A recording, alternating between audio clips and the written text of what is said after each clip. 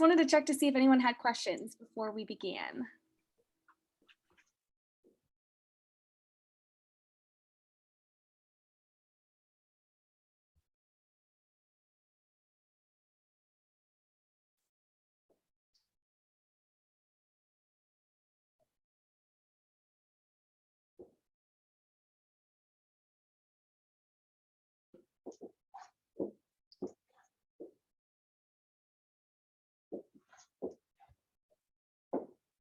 We'll just wait a couple more minutes and let some more people join before we get started.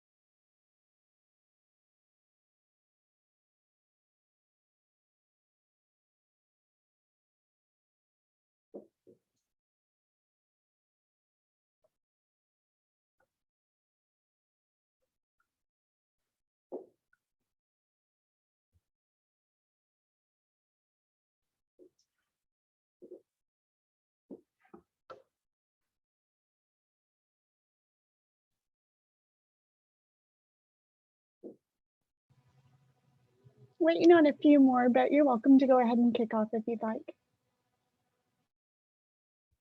Alrighty, so thank you everyone for coming. My name is Charles and I'm here with my colleagues Iris and Kaylee, and we are WellCats DIAs. We're exercise class leaders and Doctor of Physical Therapy students. Today we're going to be talking about a holistic approach to brain health. So, I'll get this shared first.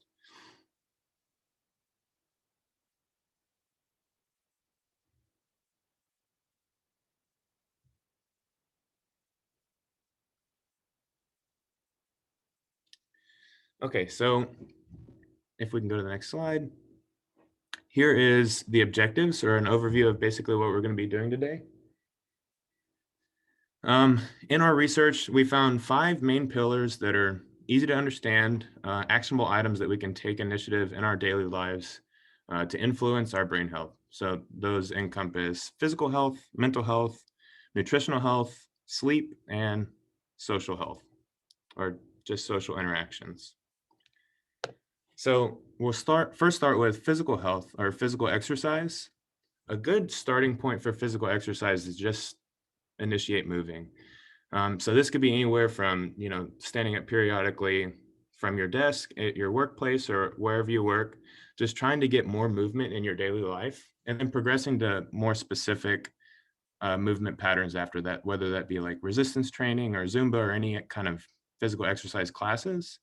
As long as we're moving, we're burning more calories, we're increasing our blood flow, we have a tremendous amount of things that can help us. So I'll start with first blood flow. An increase in blood flow, this can help with transportation of positive factors to help keep the brain clean. And actually, Kayla will go into a little bit more detail on what I mean by keeping the brain clean later.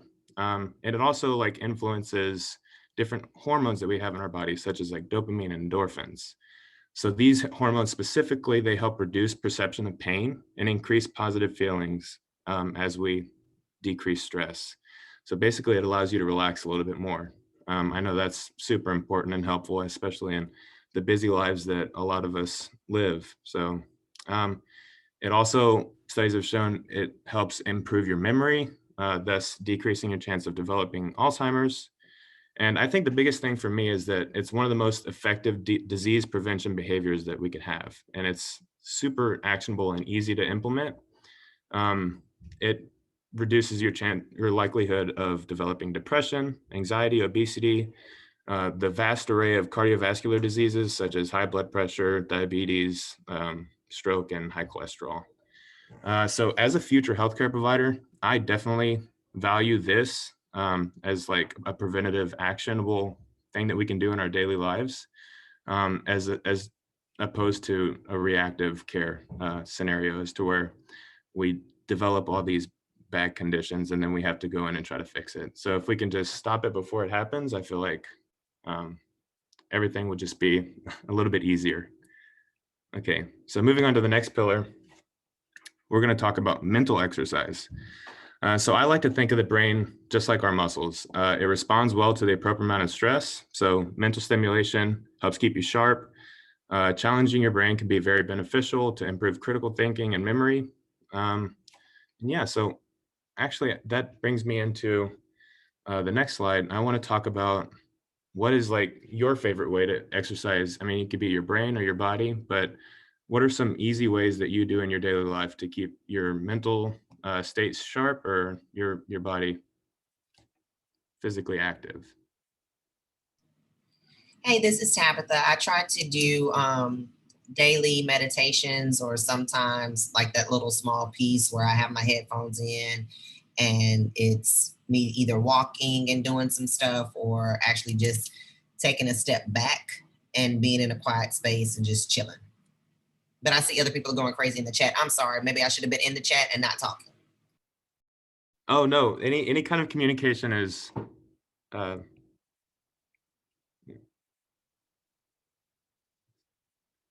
see walking, weights, meditation. That's interesting because as I was doing this, counterintuitively, I feel like it's just as difficult for me to just take time and relax as it is to like read a difficult article that we're reading for school or something like that. And so like for me, sometimes mental exercises is just taking time to like reflect, relax, and not think about anything, because I feel like, and especially if you get caught up in a busy schedule, it's just like moving on to the next thing and not really giving your chance a second.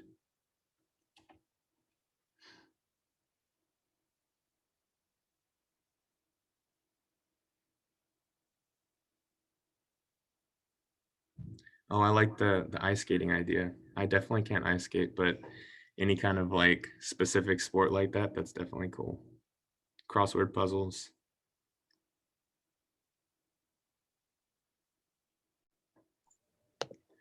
Those are all really great ideas. So we're going to move on to the next slide.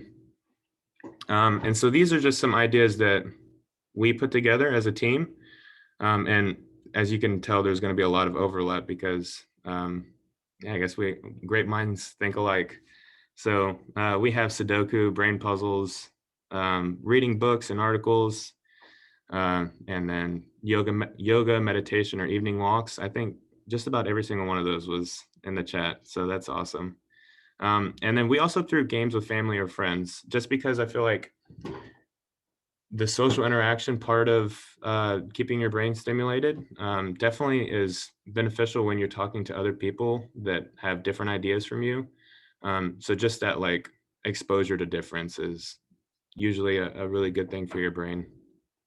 And then moving on to the physical exercise. And so we gave like a kind of more structured outline of like what's recommended. And so every week, the goal should be to reach around 150 minutes of moderate activity, or you could do 75 minutes of rigorous activity. And we found the easiest way to compute these values or know that you're getting at moderate or vigorous activity would be to compute your maximum heart rate and then take a percentage of that. And so for me, my max heart rate is 197. I can tell you I've only been there like maybe once or twice and it was not fun. But if I'm trying to go to a vigorous state of exercise, I know that I can be there by computing 50 or 70 to 85% of 197, which is 150.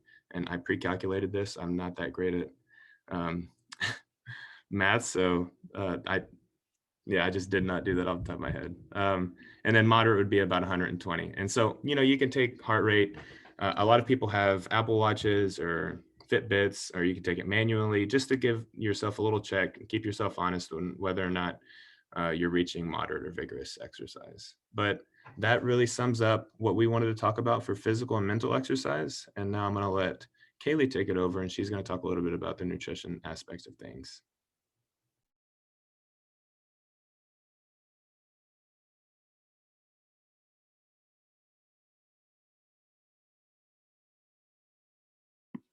Hey y'all, so we're going to be talking about nutrition. So nutrition is one of the big things that people think about when they think about their health. Nutrition and physical activity are the two main pillars that people think of, but we're going to go into all 5 aspects. Looking at nutrition, first of all, we can think of food as fuel. So what you eat goes to your basal metabolic rate and then any extra energy expenditure. So your basal metabolic rate is the food that you need in order to just sleep, breathe, to be able to have your body have enough fuel at rest. And above that, if you do some exercise, if you go on a walk, you need additional food in order to supply that. So eating with good nutrition has many benefits, including improving your focus, learning, and your mood. And eating healthy food is very important because it can help to lower risk of many chronic conditions, including heart disease, some cancers, osteoporosis, and diabetes. So what you eat has a really big impact on your future and your health. And so that's why we think it's one of the most important pillars of health for you to eat mindfully, in order to hopefully prevent any diseases that could come later on in life. And as Charles mentioned earlier, food can actually help to fight off oxidative stress in the brain. So oxidative stress is, you can think of it sort of as the chemicals or the junk that's left behind whenever you eat food. So the analogy that we were thinking of is you're cooking a good meal, and after you finish cooking, there's grease on the counter, there's little food particles left over. You have to get something like OxiClean or a cleaner to just get all that out of the way to keep the kitchen running smoothly, to keep everything clean. And that is exactly what antioxidants do. So antioxidants go and they take out the grit and the grime that's left behind from some of the food, just to make sure that your body is functioning optimally. And so some antioxidants that you can incorporate into your diet are different kinds of beans, apples, berries like strawberries, blueberries, and dark leafy greens. So these are things that you can just incorporate into your normal life, and that'll help to keep your body in a clean, optimized state so that can be running well.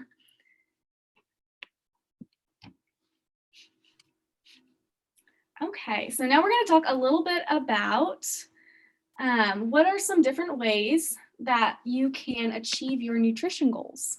So I'd love to hear what kind of ideas y'all have.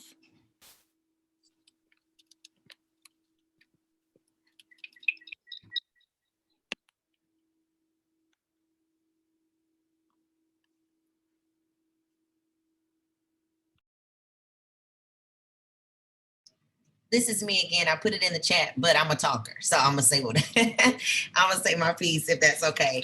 I wrote down being able to not stress eat, and or not eat when I'm stressed, because it can go both ways. Sometimes I get really, really anxious and I'm just like snacking through my life, and then other times I get so overwhelmed that I forget to eat. And I'm talking about like breakfast and lunch, and I'm just sitting there looking lost by the time dinner comes, and I'm like, oh, I'm too tired to eat. So those type of things are helpful to me. And then I also mentioned like portion size. And so if I know that I am going to possibly be stress eating, then I can just do my little portions of, okay, I'll do carrots here, and then I can treat myself to a little happy snack in between that time. So. I love that. Those are really good ideas. I think it's really important. We're going to talk a little bit more about mindful eating, and that's exactly like what you were saying is we need to remember that food is fuel and food is what supplies our body so that it can be running well.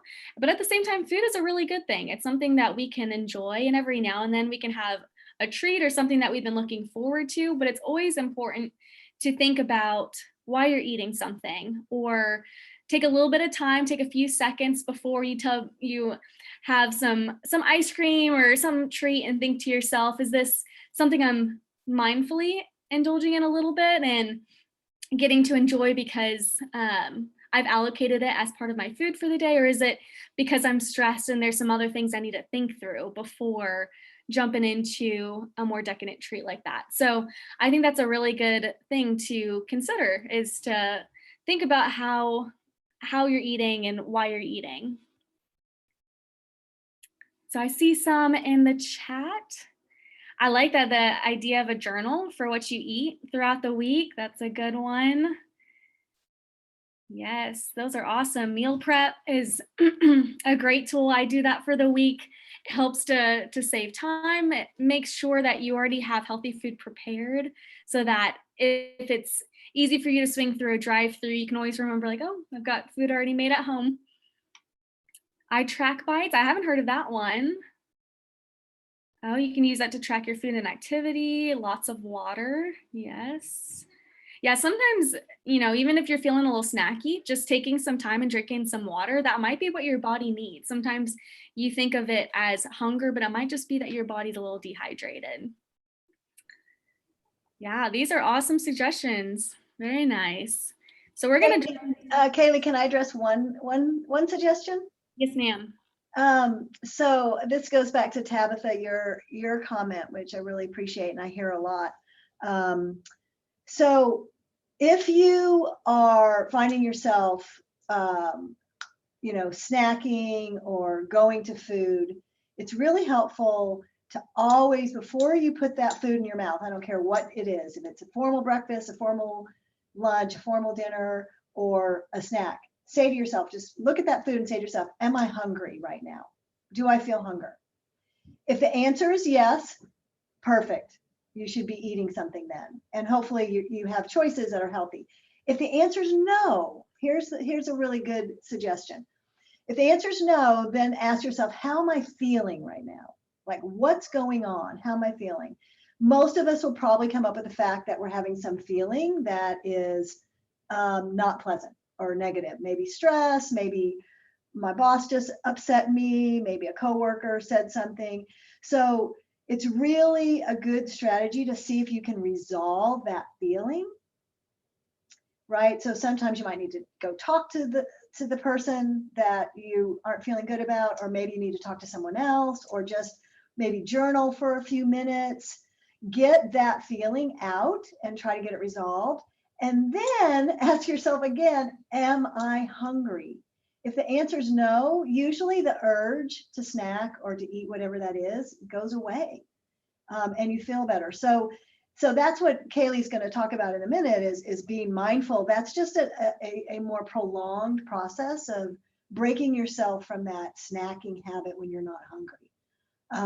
That gets a lot of people. You are not alone in trying to manage that. So Tabitha, is that helpful?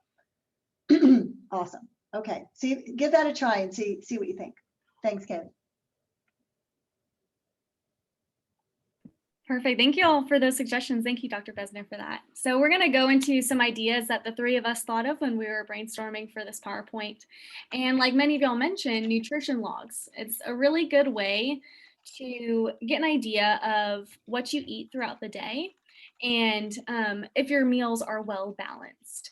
There's different tools such as MyFitnessPal that allow you to log and track what you eat. And so within that tool, it'll give you your macronutrients and your micronutrients. So macronutrients are things like proteins, carbs, fats, things that you think of when you think of the building blocks of food, but also it also gives you an idea of micronutrients. So those are vitamins like vitamin A, vitamin K, iron, the things that you need so that your body is in a healthy state.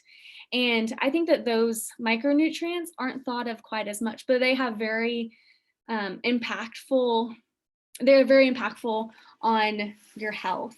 If you have ever gotten blood work done at any point, they always will take note of some of those vitamin levels to see if it could be contributing to something that is affecting your health at a certain point in time. So having a fitness tracker can help make sure that you're getting those vitamins and minerals, which most commonly come from fruits and vegetables. And so that goes on to one of our later points of adding color to your diet.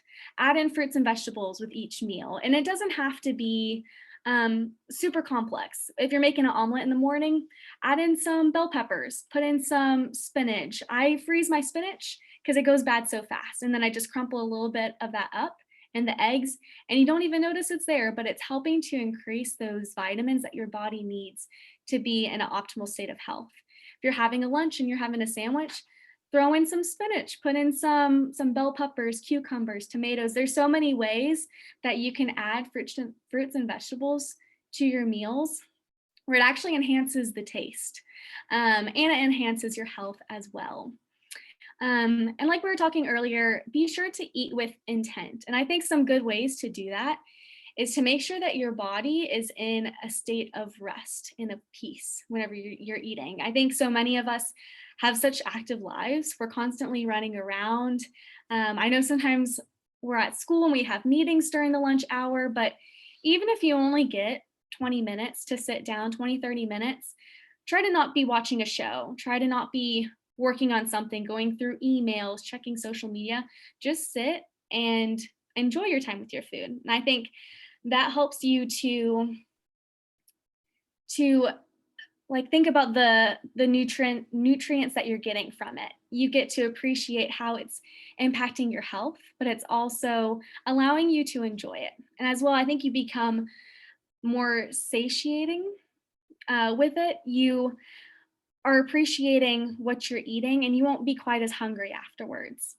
And it kind of goes back to the science of the sympathetic and the parasympathetic systems of your body. So your sympathetic system is your fight or flight. That's what causes a lot of stress, but it's also good at times. You need that stress hormone in order to react to situations. But whenever we're eating, we want to be using that parasympathetic system. That's your rest and digest. If you're eating whenever you're running around or when you're stressed, your body won't be able to break down those building blocks, those macronutrients and micronutrients, and use it efficiently. When your body is in a state of peace and rest, using that parasympathetic system, your body has the time to digest everything and be able to use it optimally. And you may even notice that if you've been eating lunch or dinner during a state of rest, that maybe your stomach is upset afterwards. Maybe you are feeling a little bit off, and that can be attributed to not allowing your body the rest it needs in order to digest your food properly. So it really does impact so many aspects of your life that you may not even realize if you can take the time to appreciate what you're eating, the state that you're eating, and just overall being much more mindful. Let's see. And next, we're going to be talking about sleep. Let's see, I'm gonna get some notes here. So sleep is where the magic happens. That is where so much of the rest and restoration occurs. People think of recovery as an active state sometimes of, I took this supplement, or I took a day off from working out, or there's so many different fads that people think of with recovery, but sleep is actually the best tool that you can use to help your body recover from different stressors throughout the day. So this is where both physical and mental recovery happens. And I think the question of how are you sleeping is very neglected by health professionals. Very often, whenever you go to the doctor, I want to know, have y'all been asked when you go to the doctor how you've been sleeping? And I think very often the answer is no. But sleep quality and quantity has dramatic impacts on your health. And I think it's something that shouldn't be neglected. Sleep has very large implications on solidifying memory. It actually takes 3 hours of sleep to solidify learning and memories. Sleep enhances both learning and memories, which contributes to your emotional health. And as well, decreased sleep impairs thinking and emotional regulation. So even just getting some more sleep and getting better quality of sleep can have drastic implications on your memory, your cognition, and your emotions as well. It's recommended that adults should be sleeping 7 to 9 hours per night, and decreased sleep quality is actually associated in research with decreased insulin sensitivity, and this has big implications for risk of developing type 2 diabetes. And increased sleep can lead to, if you're implementing a training program as well as increased sleep, can lead to more fat loss over time, as well as increased lean muscle mass as well. So if you're working out, if you're eating well, but you're not getting good sleep, this may be something that's hindering your improvement in health over time.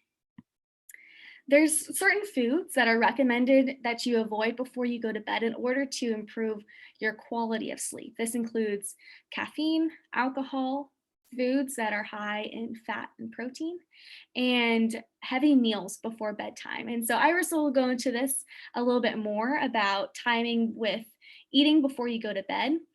And it's also stated that you should avoid over-the-counter sleeping aids. While these make claims of helping you to sleep better, it actually interferes with your sleep-wake cycles.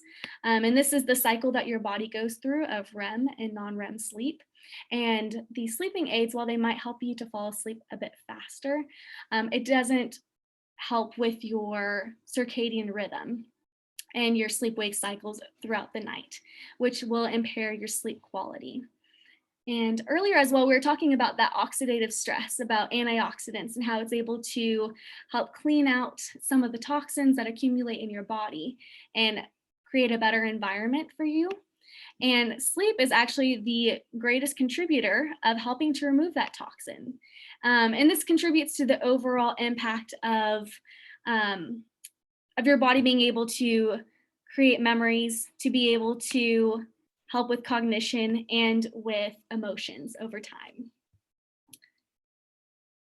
All right, and then I'm going to be handing this over to Iris, and she will be discussing sleep some more.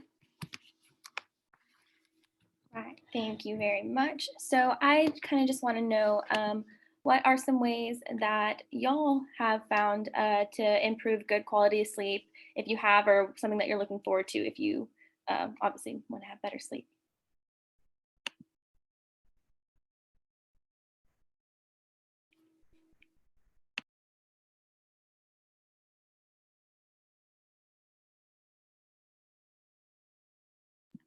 All right, so the chat, try to turn off the TV, no phone, light music. I like it. I know some people do like the ocean sounds on the phone.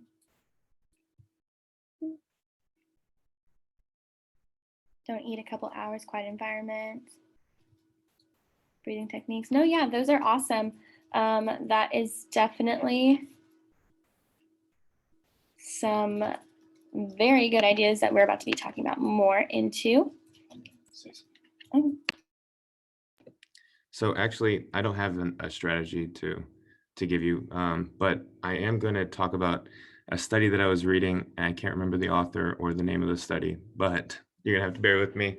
The study was observing brain scans, or like brain images of participants doing some kind of cognitive task. I believe it was a writing task, and they were observing how their brain operated. And what they did was they had a bunch of different groups of participants. The first group was a group that reported normal sleep patterns within the range of like 7 to 9 hours.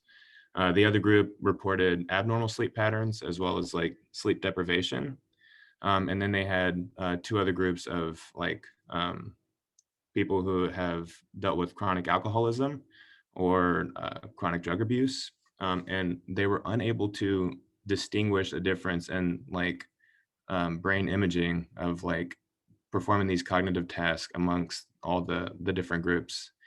So I thought it was interesting on like just how important sleep is. And it could just have absolutely detrimental effects to your life if you're like me, you think that like, oh, I can sleep later and I can get more things done during the day and I'm being productive, I'm being a good person, when in reality, it's just like you're really taking a toll on your body. So I thought that study was very interesting. It definitely scared me into sleeping more. So, but yeah.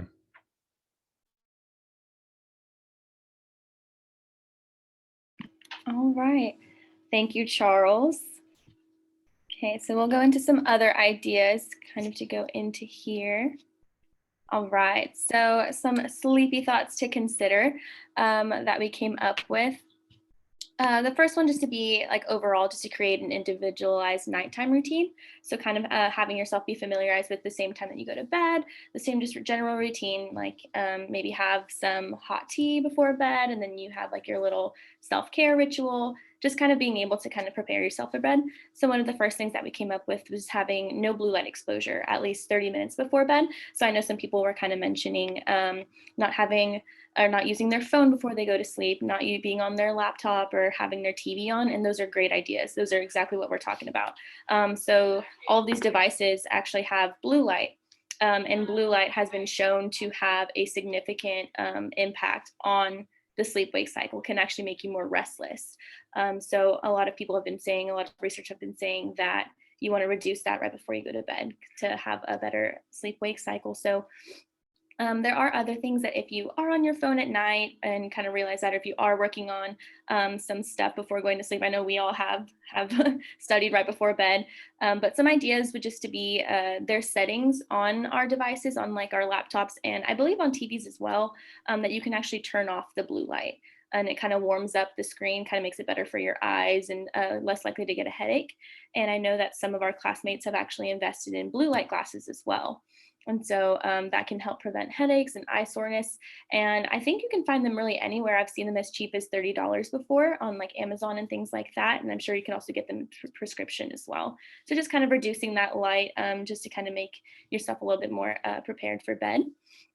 And then, like I was saying earlier, a consistent sleep wake time. So kind of having your body be familiarized with, okay, I'm going to be in bed by 10 or going to be asleep by 10 and I'm waking up at 6. So kind of tucking yourself in around 9:45 and then allowing yourself about 10 to 15 minutes to go to sleep and actually drift off into sleep and then wake up at 6. And as you start repeating that process, your body starts to get tired on its own around the exact time that where you'd actually go to bed. So it kind of just prepares your body and kind of your mind for going to bed and being able to have that time to yourself. Another one we were saying, like how Kaylee had mentioned, was to minimize your consumption of food about 1 to 2 hours before bed. And so like she had mentioned, caffeine, obviously, alcohol. One of our professors here in the Round Rock campus said that it may do a good job of putting you to sleep, but it does not consistently keep you asleep as the night goes on. It makes you more restless and things like that. But for the 1 to 2 hours before bed, that's kind of just to make sure, because as the night goes on, your body kind of slows down the digesting process. So you don't want to sleep with kind of having a heavy stomach in your body. A couple of our classmates have those Whoop watches. Oh, sorry, what? Oh. They have those Whoop watches and they kind of calculate all the vital signs kind of under the sun. And so there's an overarching recovery that goes along with that, with the body. And our friends actually found that whenever they ate something kind of right before bed, they found that their recovery period was much poorer than all the other days. Say if they ate at 6, went to bed at 10, had a much higher recovery than when they went to bed at 10, but also ate a snack at like 9:30. So it just kind of goes to show that your body does need time to process those things. And it's good to kind of have just maybe like a glass of water before bed and just kind of keeping your stomach kind of out as possible. And then let me see here. Get something. Okay. Going back. Sorry. Perfect. All right. And so some other things kind of more than just physical for your body. This is more for your mind. So kind of just taking time to meditate and practice that mindfulness before you go to sleep. I know that that's a very big thing that I also skip out on sometimes. I'm just ready for bed by the end of the day. But it is nice just to kind of have that time to just be like, how was my day? How did I feel? Just kind of doing like a highs and lows with yourself. Maybe like this was my high of the day. Maybe I didn't enjoy this part of the day as much, but that's okay. We have another day coming. So just kind of taking that time to kind of wind your brain down as well. It's not only just about your body, but it's also about up here as well.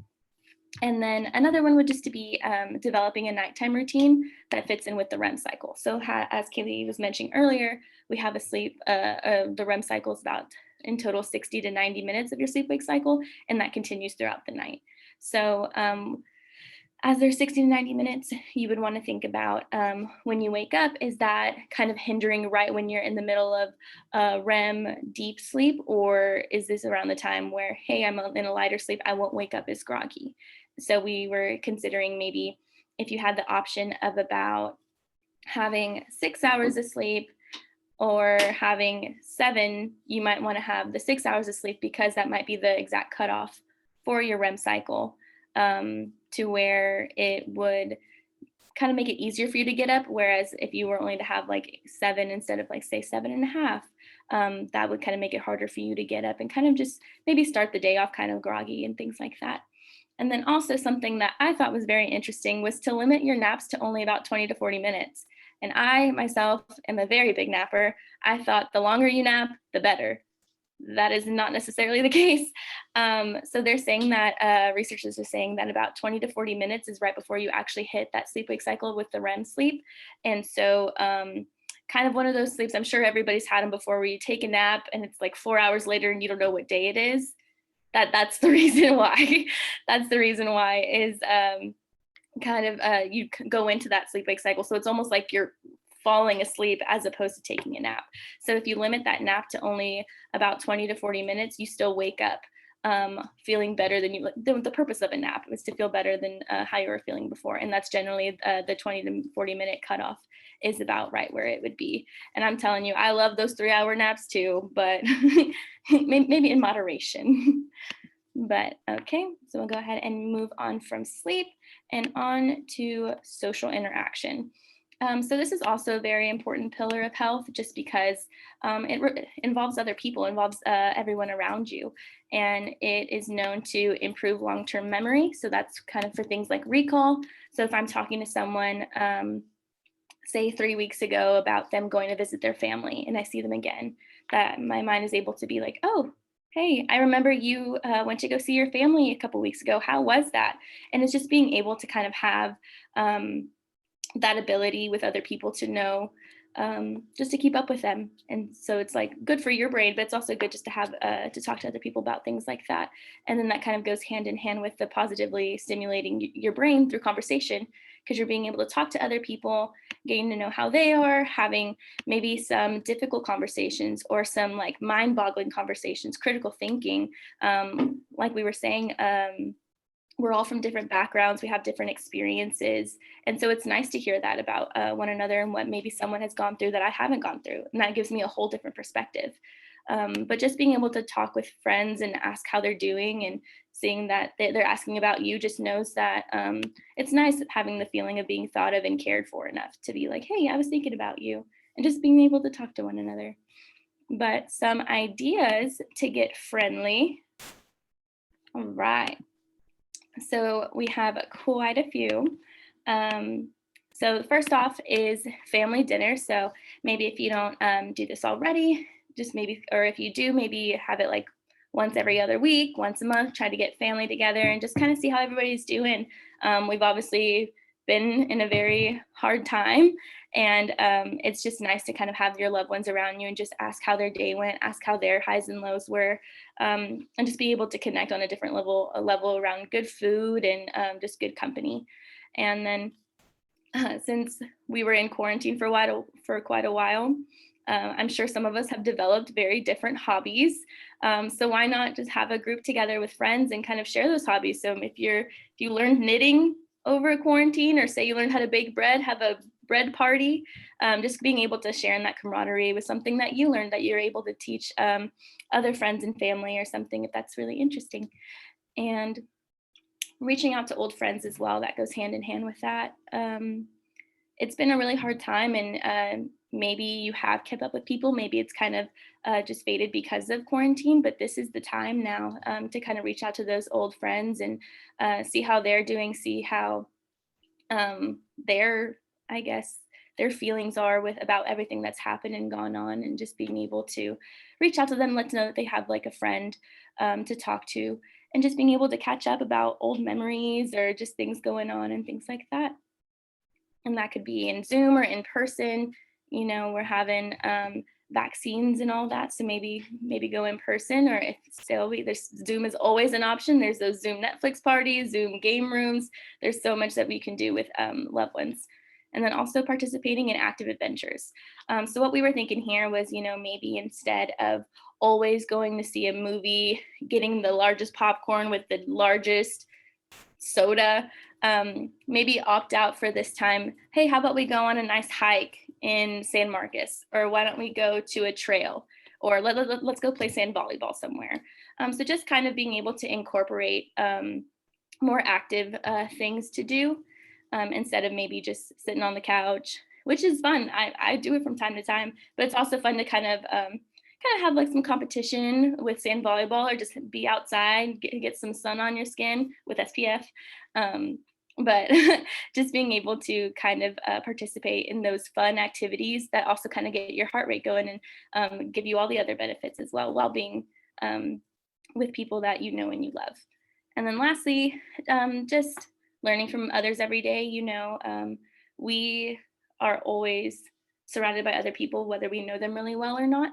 And it's a very, we're all so different. And I think just being able to learn from one another in the sense of our backgrounds, we're all different races, religions, sexual orientation, sexual identifications.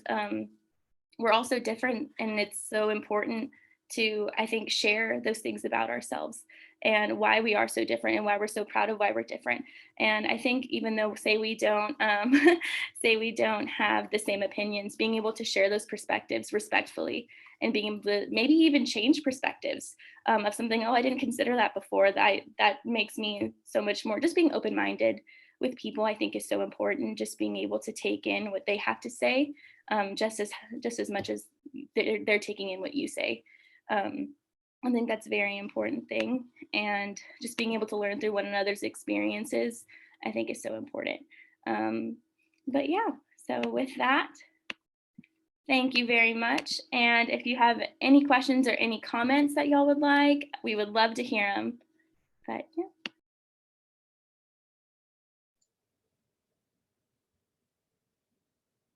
Great job, you all. Do participants have questions? Maybe stop sharing, Kaylee, or whoever's sharing.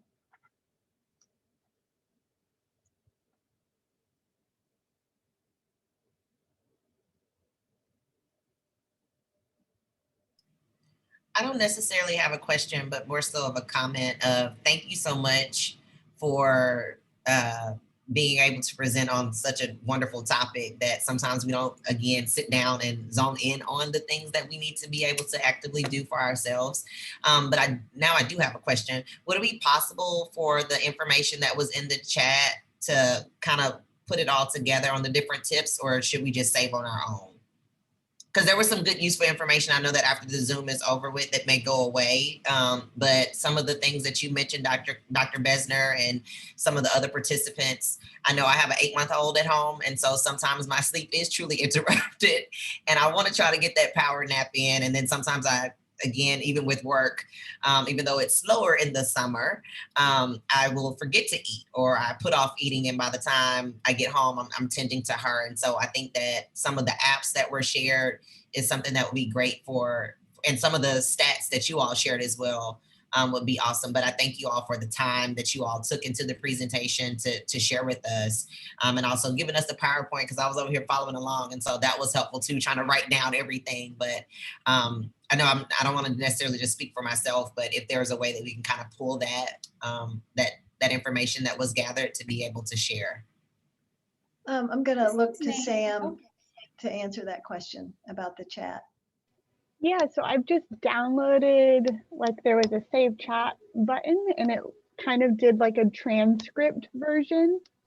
So I'm gonna send out a email with the course evaluation so I can just, if there are multiple people interested, I can just attach that image. Yeah, okay.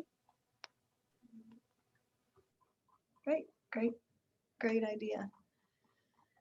You know, if I may, so Tabitha, thanks for your contributions and your comments. I think as a parent of an 8-month-old, sort of another way to think about some of these things is your role in setting an example for your child. And sometimes the greatest gift we can give as parents is to model good healthy behaviors.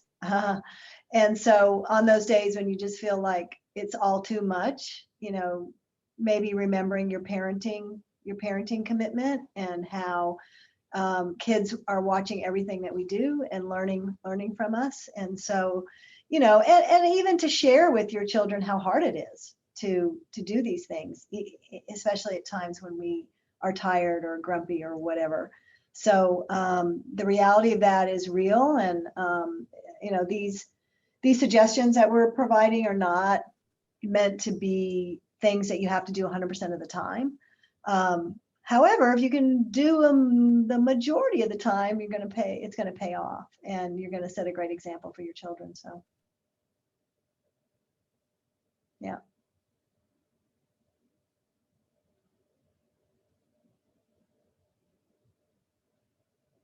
Any other comments or questions? Kaylee, Iris, Charles, is there anything you didn't think you had time to talk about that you want to add? I think there was one question. Go ahead. Okay, sorry, I hope you meant me. Can you hear me? I keep muting myself today, so sorry. Okay, so we were talking about sleep. So I suffer from chronic pain, you know, with back, and I've had back surgery and stuff like that. But me and my husband seem to, you know how it is with your significant other, you kind of sync up on sleep patterns. And so around 2 or 3 in the morning, we both wake up. His thing though is he gets on his phone. I'll go sit in the living room for 30 minutes. It kind of helps me. Like if I sit up and then go lay back down, it kind of helps. But sometimes I'm just like, I'll just lay there for hours. So I was wondering, what are some things? Because like I try to do mindfulness and listen to the guided meditation. And I was wondering if any of y'all have other suggestions that you might have that helps you go to sleep if you wake up in the middle of the night. I think I used to actually have the problem with that. And you may be already doing this, but for me, separating like the bed for just sleep was like a big thing for me. Because I feel like I was making associations of like studying in my bed. And so like when I would wake up, my brain would be like, oh, I don't know if it's time to sleep or if it's time to study or if it's time to like get on my phone or do something. And so now whenever I see my bed or whenever I get in my bed, I'm trying to make more of an association of this is just time to sleep. And so I was actually listening to a podcast on sleep the other day, and they were talking about if you're having trouble sleeping and you're in bed and it's just not working for you, like you said, getting up is probably the best idea. Just because you don't want to like get frustrated and have those associations with your bed. And so if I'm having trouble going to sleep, I'll get up, go try to do something else. And if I start feeling tired again, then I'll go back to my bed. And so I slowly start to associate my bed with being sleepy and sleeping. So that's helped me. That's a good idea, because with chronic back pain, when I wasn't able to walk much, like my bed was like I was trapped in it. But after, you know, like I couldn't, you know, so after my surgery, I redid my whole bedroom to make it more like I'm taking it back.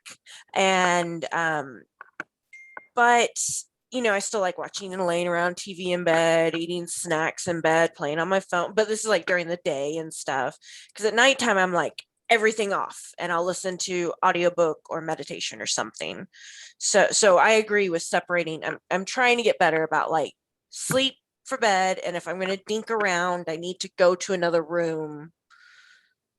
I need to work on that. That's a good idea. Mhm. There's also a suggestion in the chat that that 2 to 4 a.m. thing could be a blood sugar spike or dip. And so I wonder if experimenting with what you're eating at night and how close to going to sleep might give you some more information, Ray Beth, that you could then adjust to. I've found a real connection with what I eat in the evening and the quality of my sleep. And I just kind of did an experiment where I just took some notes for a couple weeks on what I ate and how the impact on my sleep was. It really enlightened me to what choices I could make if I want to, and other choices that I shouldn't make or that aren't going to result in a good night's sleep. So that's helped me. It just gives me more information to react to, I guess you would say. So you could just run a little experiment and just take some notes for a couple weeks and see if there's a relationship. That's a good idea. And Sherry, I just want to say my husband has type 2 diabetes, and I think that's why he wakes up. And then, of course, I've just mimicked that. So maybe we both need to work on that sugar spike. Yeah, I think that's what his is. It's hard when you are sleeping with someone else and you respond to their patterns. That's definitely tough. So yeah, working that out together is a good idea, I think. Yeah. Thank you. I'll quit hogging all the questions. No, you're fine. So we actually had a presentation by one of our professors here. He's in charge of the respiratory care and also the sleep unit. He actually gave some advice about the best and worst foods for sleep. So I thought I could just kind of point some out. So some of the best ones are eat some dairy products, poultry, fruits, vegetables is on here for all of them. Magnesium is kind of known as like the sleep mineral, and it's a natural relaxant for your body, and it deactivates adrenaline. So that would be found in, dark leafy greens, nuts and seeds, bananas, avocados as well, low-fat yogurt. Calcium is also a mineral that helps the brain make melatonin. So it's also in dark leafy greens, and some green snap peas, broccoli, cheese, yogurt. So again, with some dairy products. And then also some nuts. So like pistachio nuts, sunflower seeds, and flaxseed are also some foods that have a lot of vitamins and minerals that help make melatonin that are good for the body to go to sleep. And so he also told us that some of the best drinks for sleep would be, warm milk, almond milk, if you're not a big dairy person, which that is also for me, valerian tea, chamomile tea, which is also a favorite of mine, some tart cherry juice, passion fruit tea, and some peppermint tea as well. Yeah, Iris, that's great. Thank you for sharing on some of that advice, because I've definitely had some chamomile tea and some warm almond milk before bed before. I can actually speak to like from personal experience with that. I used to compete for trombone. I was like a jazz player. And before every competition, the party that I was going with, or like the group I was going with, we would always eat like a couple bananas before our competition. And I'm not sure how much of a placebo effect it was, but it definitely felt like it helped me calm down right before I would go into competition. So just a little personal anecdote to bananas. They definitely have helped me in the past with calming down. So yeah. One sort of warning about yogurt. Yogurt is a really good snack for all the reasons that Iris mentioned. Just look at the sugar content when you buy yogurt. Low-fat yogurt can have a high amount of sugar. And so you don't really, eating that kind of yogurt's okay if you're eating it like at breakfast. But if you're eating it before bed, that might not result in you sleeping all night, because your blood sugar might drop after it spikes. So get a low-fat yogurt that has low sugar, which you can definitely find. May not taste the same, but still good for you.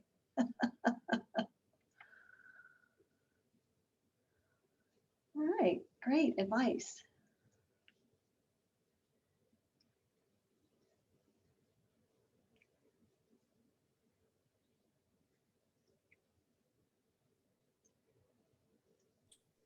I just posted it in chat. I got one of those memory foam mattresses and it works okay for my back. Anyone got any links or suggestions for better mattresses? Sorry, just while I have y'all here. I just put it in chat. Yeah, actually, for anyone in terms of posture and restorative spine, impact on your spine, firmer is better. And it's the position you sleep in more than the mattress. So it's the best in my opinion, and there's some evidence for this, is to lay on your back flat. That allows your natural curves to do their thing. If that's uncomfortable for you, you can put a very small skinny pillow under your knees. That usually will make you comfortable. And you also want to watch your head pillow. So when somebody's looking at you from the side, your head should be in my position, not like this. If your pillow's too big, you see how it makes my head flex, my neck flex? So when you're looking at the side, the pillow should support your neck in its natural curve, and your head should be in line with your spine. So firmer's better, laying on your back with maybe some support under your knees and maybe under your shoulders as well. If you have really rounded shoulders, you might have to put a little pillow. You know those little tiny pillows? Those are awesome to help people get comfortable. Can you lay on your back, Ray? Yeah, yeah. Sleeping It's on the your side. only way I can sleep or go Okay, to sleep. But then I wake up rolled on my side and I have to Yeah. hug something to Yep. keep, muscles from cramping up. Sure. So sorry, I keep going on. Sleep is like the most important thing in the entire world to me, because if I don't get enough sleep, my back hurts, my anxiety's up, my stress is up. Yeah. All right, sorry, end rant. It's true for many people. So yeah. So sleeping on your back, making sure your spine is in its natural curves. If you can sleep on your side safely.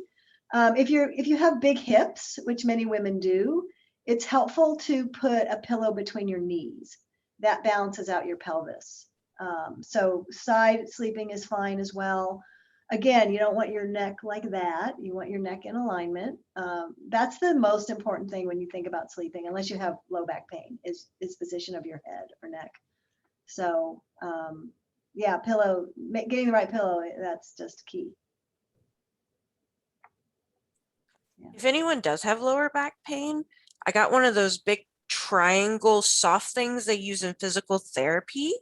And when I put it up against my lower back so I can put my legs over it. Yeah. And that helps relieve the lower back pain if anyone has to deal with that. A bolster, they call that. Yeah. Yeah. All right. Well, thank you, everyone. Kaylee, Iris, Charles, thank you all so much. Appreciate all of y'all attending, and hope you learned something, and please provide some feedback. We appreciate that. Thank y'all so much for joining. We really appreciate all the contributions. Nice meeting y'all. I definitely want to sign up for some more of these info sessions. I took a bunch of notes. Okay, awesome. Don't forget to, if you're not a WellCats member, sign up for WellCats too. All right, thanks everybody. Great job, everyone.